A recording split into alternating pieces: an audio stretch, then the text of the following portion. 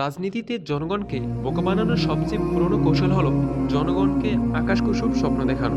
ইদানিং আপনারা নিশ্চয়ই ফ্যামিলি কার্ড নামের এক জাদুর কাঠির কথা শুনছেন। বলা হচ্ছে দেশের 4 কোটি পরিবারকে মাসে 2,500 টাকা করে দেওয়া হবে।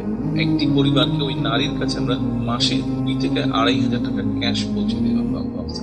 শুনতে খুব চমৎকার লাগছে, মনে হচ্ছে এবার অভাবের দিন বুঝি শেষ। কিন্তু থামুন, আবেগের চশমাটা খুলে বসুন, একটু বাস্তবতার আলোকে বোঝার চেষ্টা করি। মনে রাখবেন, রাজনীতির মঞ্চে দাঁড়িয়ে ভাষণ দেওয়া যতটা সহজ, বাস্তবতার মাটিতে সেই প্রতিশ্রুতি রক্ষা করা ঠিক ততটাই কঠিন। অর্থনীতি নিয়ে মাঠে ময়দানে গলা ভরা বলি আওড়ানো যায় নিমিষেই, কিন্তু সেই অর্থনীতির চাকা ঘুরিয়ে জনগণের অভাব পূরণ করাটা মোটেও মুখের কথা নয়।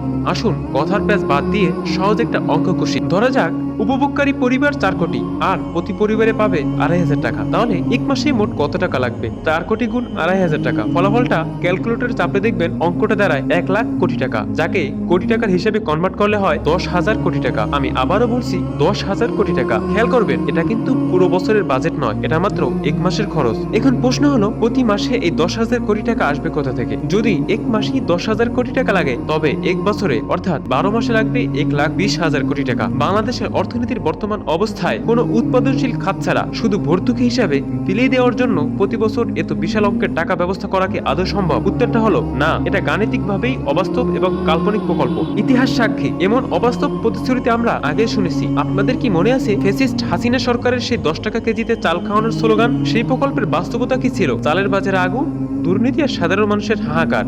ওটা যেমন ছিল একটা রাজনৈতিক ধোঁকাবাজি, বর্তমানের এই ফ্যামিলি কার্ডের হিসাবটাও ঠিক তেমনি আরেকটা ফাঁদ। মূলত এসব চমকপ্রদ সংখ্যার আড়ালে জনগণকে বোকা বানানোর এক অসাধারণ কৌশল এটি। তাই চটকদার প্রতিশ্রুতিতে গলে না গিয়ে নিজের বিচার বুদ্ধি কাজে লাগান। অঙ্কটা নিজেই কষে দেখুন, হিসাব মিলছে না তো, নাকি আমরা আবারও বোকা হচ্ছি।